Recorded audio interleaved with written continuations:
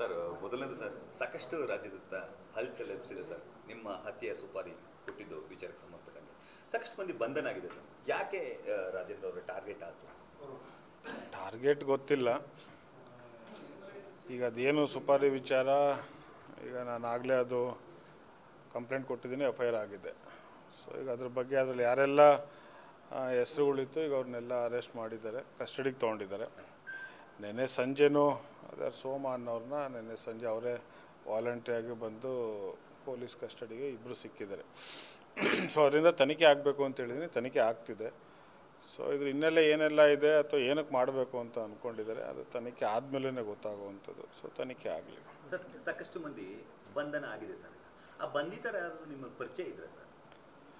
ಇಲ್ಲ, ಅದರಲ್ಲಿ ಯಾರೂ ಪರಿಚಯ ಇಲ್ಲ, ನಮಗೆ ಯಾರು ಪರಿಚಯ ಇಲ್ಲ. ಕೆಲವೊಂದು ಆಡಿಯೋಗಳು ವೈರಲ್ ಆಗ್ತಿದೆ ಸರ್. ಈಗ ಮಹಿಳೆಯರು ಮಾತಾಡ್ತಿರೋದು ಸುಪಾರಿನೇ ಮಾಡಬೇಕು ಅಂತ, ಹತ್ಯೆನೇ ಮಾಡಬೇಕು ಅಂತೇಳಿ ಮಾತಾಡಿರುವಂಥ. ಅಲ್ಲ, ಅದೇ ಆಡಿಯೋನೇ ನಾನು ಕೊಟ್ಟಿರೋವಂಥದ್ದು. ಏನು ನಿಮ್ಮಲ್ಲಿ ನೀವು ಹೇಳ್ತೀರೋ ವೈರಲ್ ಆಗಿರುವಂಥದ್ದು, ಒಂದು ಮಹಿಳೆ ಒಬ್ಬ ಗಂಡಸ ಜೊತೆ ಮಾತಾಡುವಂಥದ್ದು, ವ್ಯಕ್ತಿ ಜೊತೆ ಮಾತಾಡುವಂಥದ್ದು ಆಡಿಯೋ ನಾನೇ ಕೊಟ್ಟಿರುವಂಥದ್ದು. ಸೊ ಆ ಆಡಿಯೋ ಮೇಲೇ ಈಗೆಲ್ಲ ಅರೆಸ್ಟ್ ಆಗಿದ್ದಾರೆ, ತಂಡ ಮಾಡಿದ್ದಾರೆ. ಆ ತಂಡದಲ್ಲಿಗೆ ತನಿಖೆ ಆಗ್ತಾ ಇದೆ. ಸರ್ ಒಂದು ಕುತೂಹಲ ಪ್ರಶ್ನೆ ಸರ್, ಆಡಿಯೋ ಕೇಳಿಸ್ಕೊಂಡಾಗ ನಿಮ್ಗೆ ಏನು ಅನ್ನಿಸ್ತದೆ ಸರ್? ತಮಾಷೆ ಅನ್ಕೊಂಡು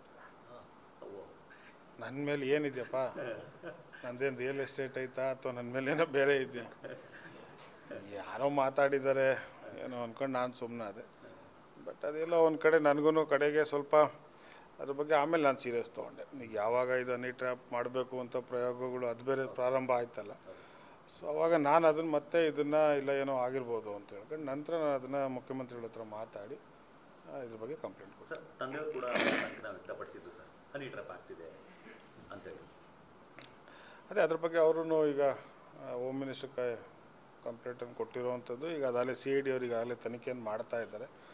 ಸೊ ಆದಷ್ಟು ಬೇಗ ಅದನ್ನು ಇನ್ನೆಲ್ಲ ಯಾರಿದ್ದಾರೆ ಅದು ಜನಕ್ಕೆ ಗೊತ್ತಾಗಬೇಕು. ಸೊ ತಂಡ ಆಗಿದೆ, ತಂಡ ತನಿಖೆ ಮಾಡ್ತಾ ಇದೆ.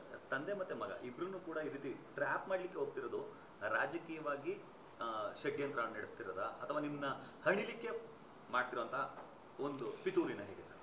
ಈಗ ಇದರಲ್ಲಿ ರಾಜಕೀಯ ಅಂತ ಹೇಳೋದು ಅಥವಾ ಪಿತೂರಿ ಅಂತ ಹೇಳೋದು ಗೊತ್ತಾಗ್ತಿಲ್ಲ. ತನಿಖೆ ಆಗ್ತಾ ಇದೆ, ಈಗ ಇಬ್ಬರ ಮೇಲೂ ತನಿಖೆ ಆಗ್ತಾ ಇದೆ. ತನಿಖೆ ಏನೆಲ್ಲ ರಿಪೋರ್ಟ್ ಬರೋದು ಬರಲಿ, ಬಂದ ನಂತರ ಅದು ರಾಜಕೀಯನೋ ಅಥವಾ ವೈಯಕ್ತಿಕನೋ ಅಂತ ಗೊತ್ತಾಗುತ್ತೆ. ಬಟ್ ಸರ್ ಈ ವಿಚಾರ ಯಾಕಂದು ಹಲ್ಚಲ್ ಎಬ್ಬಿಸ್ತಿದೆ ಅಂತಂದರೆ ಸ್ವಪಕ್ಷದವರೇ ಈ ಪ್ರಕರಣದಲ್ಲಿ ಇದ್ದಾರೆ ಅಥವಾ ಇರಬಹುದು ಅಂತ ಹೇಳಿ ತಂದೆಯವರು ಒಂದು ಆತಂಕವನ್ನು ವ್ಯಕ್ತಪಡಿಸಿದ್ರು ಸರ್. ಈ ಥರದಲ್ಲಿ ಬಹುತೇಕ ಮಂದಿಗೆ ಆಗಿರಬಹುದು ಅನ್ನೋ ದುಗುಡವನ್ನು ಕೂಡ ತೋಡ್ಕೊಂಡಿದ್ರು ಸರ್.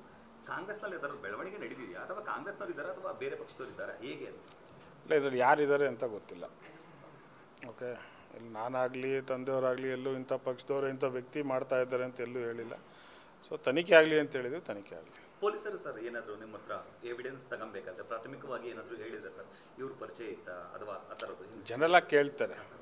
ಸೊ ಅಂದರೆ ರಾಜಕಾರಣಿಗಳನ್ನ ಅಂತ ಕೇಳೋಲ್ಲ. ಈಗ ಏನು ನಾವು ಒಂದು 6-7 ಹೆಸರುಗಳು ಅದರಲ್ಲಿ ಬಂದಿದೆ ಕಂಪ್ಲೇಂಟಲ್ಲಿ. ಸೊ ಅವ್ರೇನಾರು ಪರಿಚಯ ಇದ್ರ ಅಂತ ಕೇಳಿದ್ರೆ ನಾನು ಯಾರು ಪರಿಚಯ ಇಲ್ಲ ಅಂತ ಹೇಳಿದೆ. ತಂದೆಯವರು ಹೇಳಿದ್ರು ಸರ್, ಏನಂತಂದರೆ ಯಾರು ತಪ್ಪು ಮಾಡಿದ್ರೆ ಅವ್ರಿಗೆ ಶಿಕ್ಷೆ ಆಗಬೇಕು, ಈ ಪ್ರಕರಣಕ್ಕೆ ಸಂಬಂಧಪಟ್ಟಂತೆ ಅದು ಯಾವುದೇ ಪಕ್ಷದಲ್ಲಿದ್ದರೂ ಕೂಡ ಅಂತೇಳಿ ಹೇಳುವಂಥ ಕೆಲಸಕ್ಕೆ ಮುಂದಾಗಿದ್ರು ಸರ್. ಒಳ್ಳೇದಾಗಲ್ಲ ಅವ್ರಿಗೆ ಅಂತ ಕೂಡ ಪದ ಬಳಸಿದ್ರು. ಅದಕ್ಕೆ ನಿಮ್ಮ ಅಭಿಪ್ರಾಯ ಏನು? ಒಳ್ಳೇದಾಗಲ್ಲ ಸರ್ ಅಷ್ಟೇ, ಅದೇ ಅಭಿಪ್ರಾಯ ಎಲ್ಲರಿಗೂ ಅಂಥದ್ದು. ಒಳ್ಳೇದಾಗಲ್ಲ ಅಷ್ಟೇ. ಈಗ ಅವ್ರು ಏನು ಹೇಳಿದ್ದಾರೆ ಮಾಡಬಾರ್ದು, ಮಾಡಿದರೆ ಅವ್ರಿಗೆ ಒಳ್ಳೇದಾಗೋದಿಲ್ಲ ಅಷ್ಟೇ. ಸರ್ ಮಹಾನಾಯಕ ಯಾರು ಸರ್? ಅದು ನೀವು ಕೊಟ್ಟಿರೋ ಟೈಟಲಪ್ಪ, ಯಾರು ಕೊಟ್ಟಿಲ್ಲ. ನೀವು ಮೀಡಿಯಾದವರೇ ಮಹಾನಾಯಕ ಅಂತ ಮಾಡ್ತಿರೋ ಅಂಥದ್ದು. ಇದನ್ನು ಅದು ನೀವೇ ಕಂಡುಹಿಡಬೇಕು. ಈಗ ನೀವೇ ಕೊಟ್ಟ ಮೇಲೆ ನೀವೇ ಕಂಡುಹಿಡಬೇಕು ಮಹಾನಾಯಕ ಯಾರು, ಮಹಾನಾಯಕಿ ಯಾರು ಅಂತ ನೀವೇ ಕಂಡುಹಿಡಬೇಕು. ನ್ಯೂಸ್ ಫಸ್ಟ್, ನಿರ್ಭೀತಿಯಿಂದ ನಿಮ್ಮ ಪರವಾಗಿ.